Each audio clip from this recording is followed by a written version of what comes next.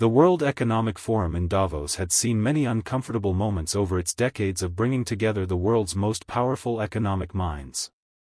But few as charged as what happened during the afternoon panel on resource sovereignty and global development. The panel had been designed as a sophisticated discussion among economic heavyweights about how developing nations could better leverage their natural resources for sustainable growth.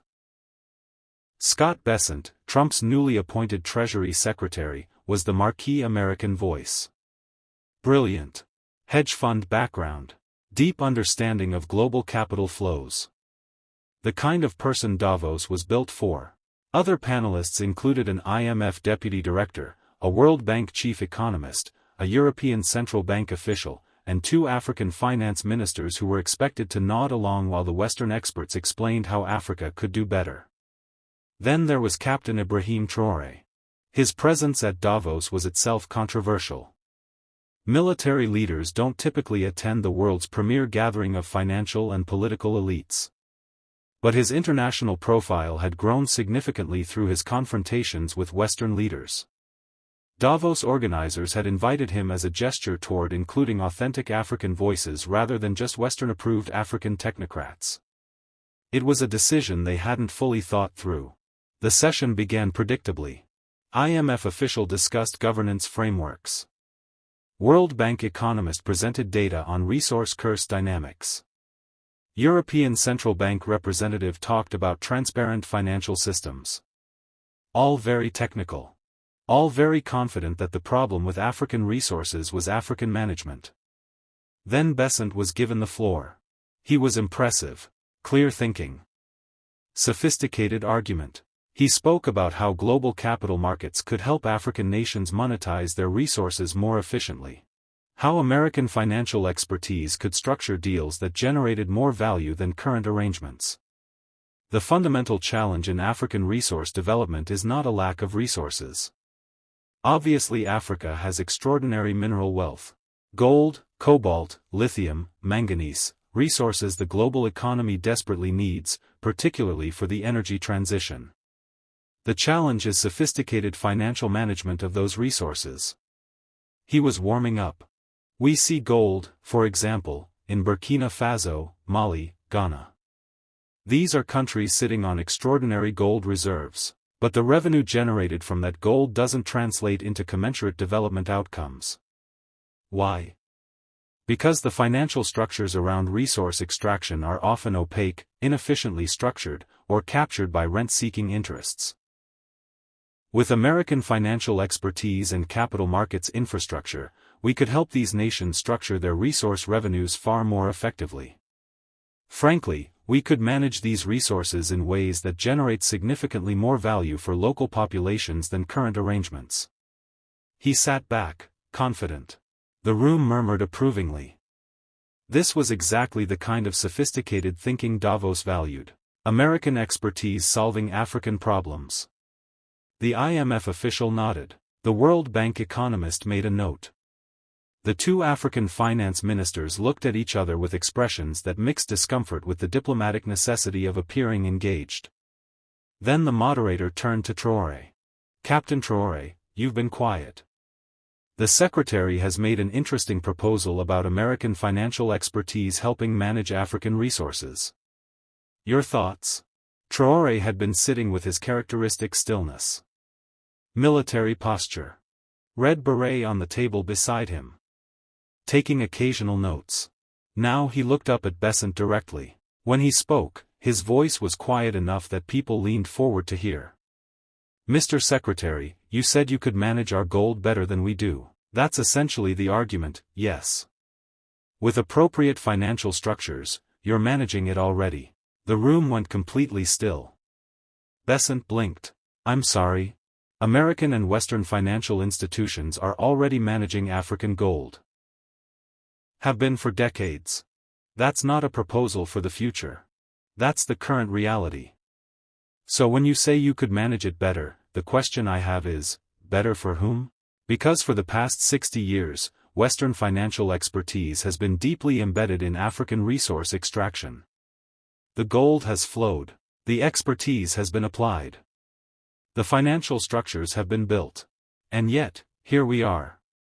Burkina Faso sits on extraordinary gold reserves, you said so yourself. We're one of the top 10 gold producers in the world. And we're also one of the poorest countries in the world. So American financial expertise has been managing our gold for 60 years. How is that working out for us? The silence in the room was absolute. Davos panelists were not accustomed to this kind of directness. The convention was sophisticated disagreement. Polite challenge. Not surgical dismantling of the fundamental premise of a Treasury secretary's argument. Bessent recovered quickly, he was too experienced to be thrown by a single question. I understand the historical critique. But we're talking about current structures and future opportunities. The current structures were designed by Western financial institutions and imposed through IMF and World Bank conditionalities. They're not African structures that have failed. They're Western structures applied to Africa that have failed to benefit Africans. That's an oversimplification. Many of these structures were designed collaboratively with African governments that were often installed or maintained with Western support because they would sign agreements favorable to Western interests. When African leaders tried to restructure resource agreements to benefit their own people, when they tried to actually manage their own resources, they were destabilized. Overthrown. Killed sometimes. The room was uncomfortably quiet. A Davos moderator tried to intervene. Perhaps we could focus on forward-looking solutions rather than historical grievances. These aren't historical grievances, Traoré said calmly. This is the operating context of current resource management. If we don't acknowledge why current structures exist, we can't honestly evaluate proposals to modify them. He turned back to Bessent. Mr. Secretary, Burkina Faso produces approximately 40 tons of gold annually. At current prices, that's roughly $2.4 billion worth of gold leaving our country every year. Our national budget is approximately $4 billion. We produce gold worth 60% of our entire national budget every year. And we're desperately poor. Where does the money go? Not to Burkinabe people. Not to Burkinabe development. It goes to multinational mining corporations. To royalties structured to minimize payments to governments. To transfer pricing that shifts profits to low-tax jurisdictions. To debt service on loans taken for infrastructure that serves the mines rather than communities. To capital flight enabled by the same financial systems you're proposing we further integrate with. Bessent was listening now. The smooth confidence had given way to genuine engagement. This was a serious argument, not emotional rhetoric. I acknowledge there are genuine issues with how resource revenues have been structured historically. But the alternative isn't autarky. African nations don't have the capital or technical expertise to develop these resources independently. Why not? Because resource extraction requires enormous capital investment. Technology. Engineering capacity. These take decades to build. We have decades. We've had decades. The question is why those decades were spent developing Western capacity to extract African resources rather than African capacity to develop African resources. The answer is that the system was designed that way. Not by accident. By design. To ensure that African resources required Western financial intermediation. Creating permanent dependency. The IMF official interjected, uncomfortable with the direction. Captain Traoré, I think you're underestimating how much development has been generated by foreign investment in African mining. I'm not underestimating it. I'm measuring it differently. You measure success by total economic activity generated. I measure it by what stays in the country. What improves Burkinabe lives. By that measure, the current system has largely failed. We have gold mines that are genuine economic enclaves. They have their own roads, their own power, their own water systems. They employ relatively few local workers compared to their revenues. They pay royalties that are modest compared to profits. And when commodity prices fall, they renegotiate agreements from positions of power that governments can't match. That's not development. That's organized extraction with a development fig leaf.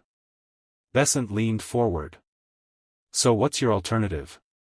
Nationalization? State-owned enterprises? We've seen how that ends in many cases. We've seen how it ends when it's sabotaged by Western governments and corporations that can't accept losing control of resources they don't own. Chile nationalized copper. The United States helped overthrow Allende. The Congo nationalized Katanga mines. The West supported secession. Every time a developing nation has tried to actually control its own resources, Western powers have treated it as a crisis requiring intervention. So yes, state ownership has a problematic track record. But that track record exists within a context of systematic Western interference in any genuine attempt at resource sovereignty. The World Bank economist tried to redirect. Perhaps we can discuss specific technical solutions rather than technical solutions implemented within an unjust system produce technically sophisticated injustice. That's what the past 60 years have demonstrated. The room was absolutely silent now. Not uncomfortable silence, but the silence of people confronting an argument they couldn't immediately rebut. Bessent sat back, reassessing. The hedge fund manager in him was running calculations. The argument had internal logic he couldn't dismiss. He tried a different approach. Captain, I respect the critique. Genuinely. Historical injustices are real and their effects persist. But practically speaking, your country needs development today. Your people need hospitals and schools and infrastructure today. That requires capital. Where does it come from if not from international markets? That's a real question with a complicated answer. Part of it comes from reforming the terms on which our existing resources are extracted, demanding that a larger share of gold revenues stays in Burkina Faso rather than leaving. Part of it comes from regional integration so African countries pool resources and bargaining power. Part of it comes from South-South cooperation, developing country partnerships that don't replicate colonial extraction dynamics. Part of it comes from debt relief from obligations that are themselves illegitimate products of corrupt or coerced agreements. And part of the answer is that we've been told for 60 years that we need Western capital and expertise and that accepting it means accepting Western terms. And 60 years later, we're still told that. At some point, we have to ask whether that's a genuine development pathway or a permanent condition of dependency. Bessent was quiet for a long moment. Then, you're essentially arguing that the entire framework of international development finance is designed to fail Africa. I'm arguing that the framework is designed to succeed at what it was actually designed for, ensuring the continued flow of African resources to wealthy nations at favorable prices. It's succeeded brilliantly at that. It's only failed at its stated purpose, which is African development. The afternoon session of the World Economic Forum had completely derailed from its intended agenda. Nobody was talking about technical financial structures anymore.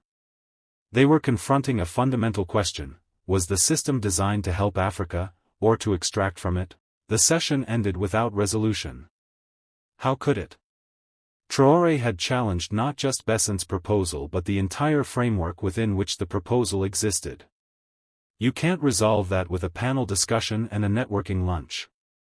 But something had shifted in that room. Davos runs on consensus.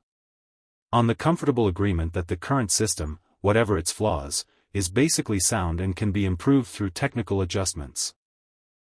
Traoré had challenged that consensus in front of some of the most powerful economic minds in the world.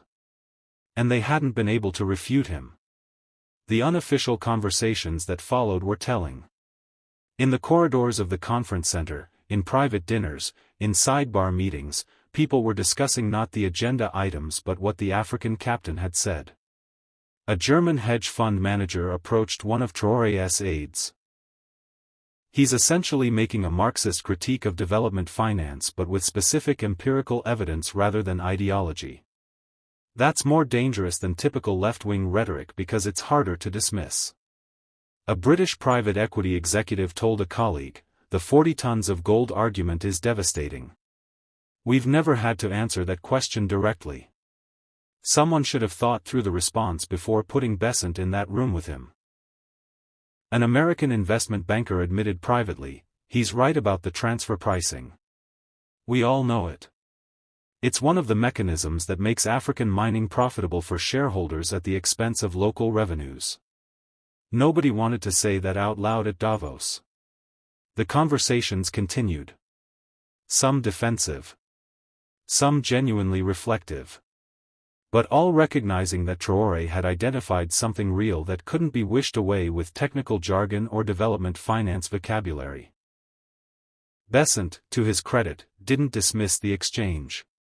In a private dinner that evening, he told colleagues, "That was the most substantive challenge to our Africa approach I've heard from an African leader." He's not wrong about the historical context. The question is whether acknowledging that history means we can't build anything going forward. One of his advisors pushed back. The problem is he frames any Western engagement as inherently extractive. That makes partnership impossible. Does it? Or does it mean partnership requires genuinely different terms than what we've been offering? The dinner discussion went on for hours. Not a policy meeting, but the kind of genuine intellectual engagement that occasionally happens when smart people encounter arguments they can't immediately dismiss. Meanwhile, the public reaction was building. Video clips from the session were spreading rapidly. The Davos Forum had live-streamed the panel, expecting a sophisticated technical discussion with some African perspectives. Instead, they'd live-streamed a fundamental challenge to the moral legitimacy of the entire development finance system. African social media exploded. Not just in Burkina Faso but across the continent. He said what every African economist knows but is afraid to say in front of Western money. 40 tons of gold per year. 60% of national budget. And still desperately poor. Say that louder for the people in the back. This is why they don't usually invite actual African leaders to Davos. They invite the ones who've been trained to speak the language of Western development finance. Western commentary was more mixed. Progressive economists celebrated it. Several prominent development economists published pieces within days acknowledging that Traoré's critique captured real structural problems that mainstream development finance had failed to address. Conservative commentators attacked it as anti-Western demagoguery that would leave African people poorer. But even some conservatives acknowledged the 40 tons argument was hard to answer. 3 days after the Davos session, Bessent requested a private meeting with Traoré. Not a public event. Not a formal bilateral. A genuine conversation between two people who'd had an interesting argument and wanted to continue it away from cameras and moderators. Traoré agreed. They met in a small conference room in the Davos Congress Center. No aides. Just two people and an interpreter Traoré didn't need but protocol suggested should be present. Bessent opened directly. "I've been thinking about what you said. Specifically the 40 tons argument.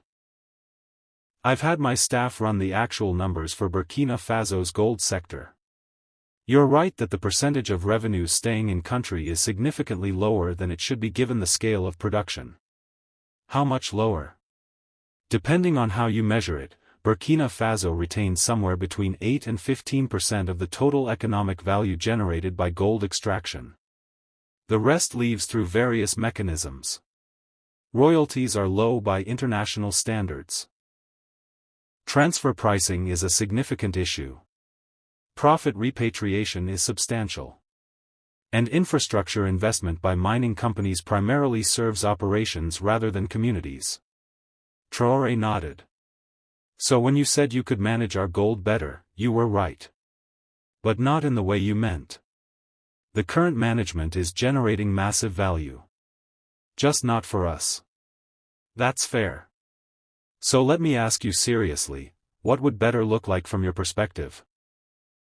Royalty rates that reflect actual value rather than negotiated minimums. Mandatory local processing, we export gold bars rather than raw ore, adding value before export. Local employment requirements with real enforcement. Infrastructure investment that serves communities not just operations. Transfer pricing rules with actual enforcement capacity. and profit-sharing arrangements that increase as commodity prices rise rather than fixed percentages that benefit companies more in good markets. Bessent listened carefully.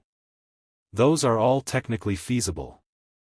Some would require renegotiating existing contracts. Yes.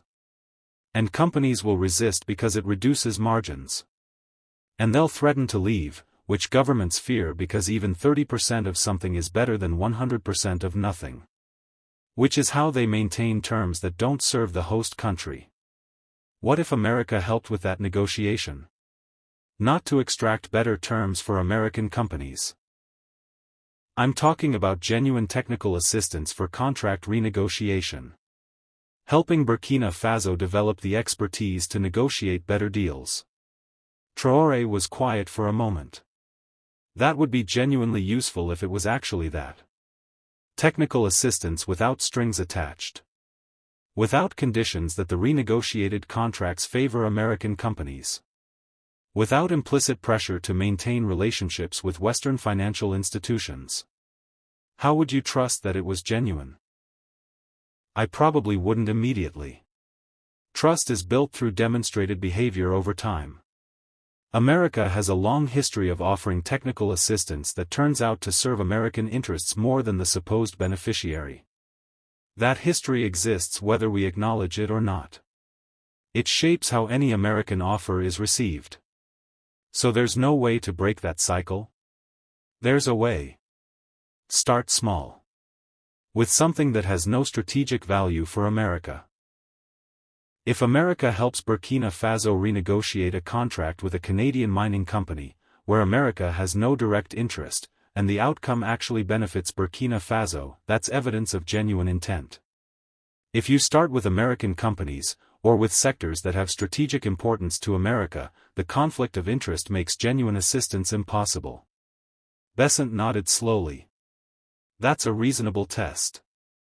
I can't promise what's politically feasible. But the logic is sound. The conversation lasted 2 hours. Longer than either had planned. They covered transfer pricing mechanisms.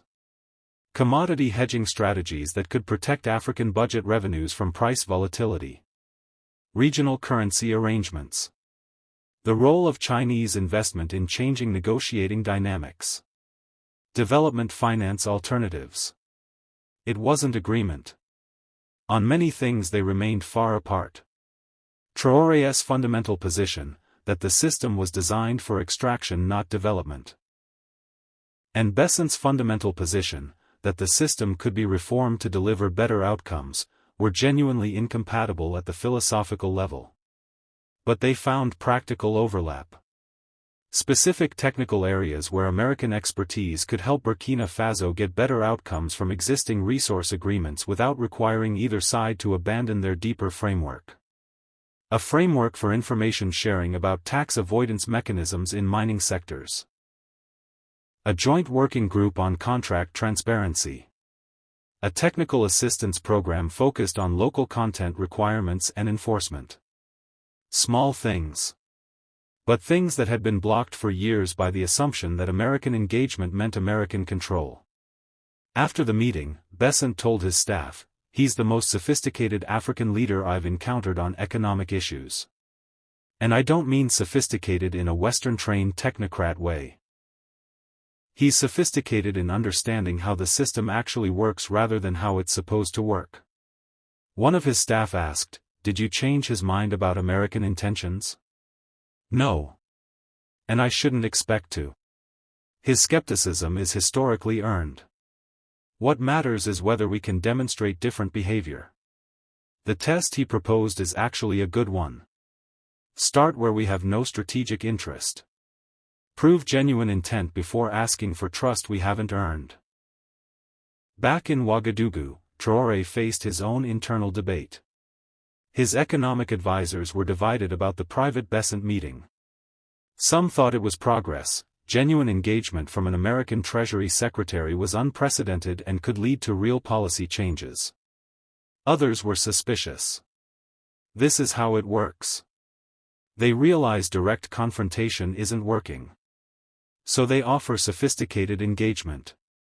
private conversations, technical working groups, joint committees. You spend years in process while nothing actually changes in terms of resource revenues. Meanwhile, you've been co-opted.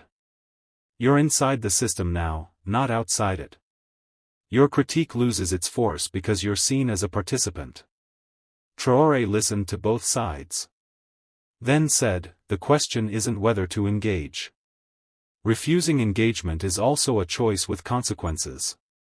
The question is how to engage without being co-opted. How to use the relationship to actually change outcomes rather than to feel like things are changing while they don't. And what's the answer? Transparency. Every meeting with Bessent or his representatives is public. Every proposal they make is published. Every outcome is measured against specific metrics, not process metrics, not productive discussions, but actual percentages of gold revenue staying in Burkina Faso. Actual local employment numbers. Actual tax revenues from mining. If those numbers improve, the engagement is working. If they don't, we have our answer.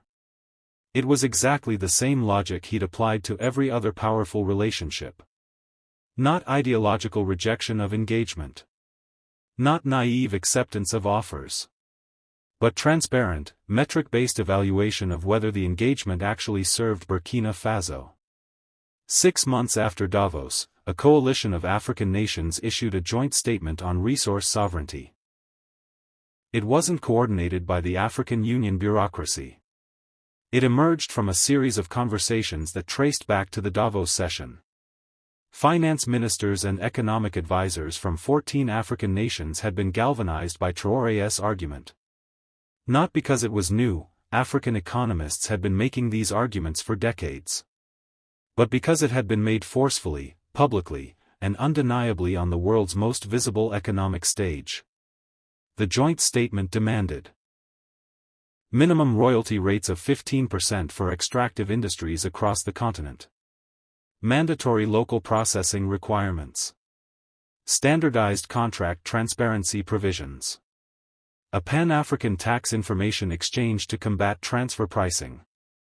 And most significantly, a moratorium on new mining contracts until existing contracts were audited against the new standards. The mining industry response was predictable outrage. This will deter investment at the exact moment Africa needs capital for development. Arbitrary royalty requirements will make projects uneconomical. Political instability makes this proposal impossible to implement. But the joint statement had more signatories than any previous African resource sovereignty initiative. And it had momentum that previous initiatives had lacked. Because Traoré's Davos exchange had given it a simple, powerful framing that anyone could understand. Africa produces 40 tons of gold a year in Burkina Faso alone and remains desperately poor. If that's what Western financial management looks like, it's time to try something different. Bessent, when asked about the joint statement, said, some of the provisions are ones we can work with. The royalty floor is negotiable. The local processing requirement has merit. The contract transparency framework is actually something Treasury has advocated for in other contexts. It wasn't endorsement. But it wasn't the outright rejection that would have come before Davos. A year after the forum, development economists published a study examining African mining royalty rates over the previous decade. The findings confirmed Traoré's argument with precision. African nations received significantly lower royalty rates than comparable resource-rich nations in other regions. The gap couldn't be explained by geological differences or technical factors.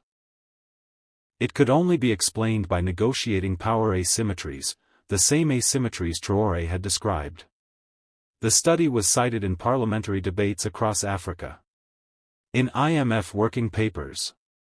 In World Bank project assessments. In congressional testimony about American corporate behavior abroad. The 40 tons argument had become 40 tons of evidence that the system needed fundamental reform. When asked about the Davos exchange a year later, Traoré said, Bessent is a smart man. He understood immediately that the argument was correct. The question was never whether he understood. The question was whether understanding would translate into different behavior. I don't know yet. The working groups are meeting. Some technical assistance has begun. The numbers haven't moved enough to celebrate, but they've moved. Whether that continues depends on whether American engagement is genuine or another form of the same management dressed in different language. And if it's the latter? Then we'll say so publicly and look for different partners. The logic doesn't change. 40 tons of gold per year. If engagement produces 10% more of that value staying in Burkina Faso, it was worth it. If it produces paperwork and process while the numbers stay the same, it was theater. We'll measure and we'll know. That's simple. Development isn't complex. The arguments for why Africa can't have more of its own resources are complex. The reality is simple: our gold, our terms, our development. Everything else is negotiation around that basic principle.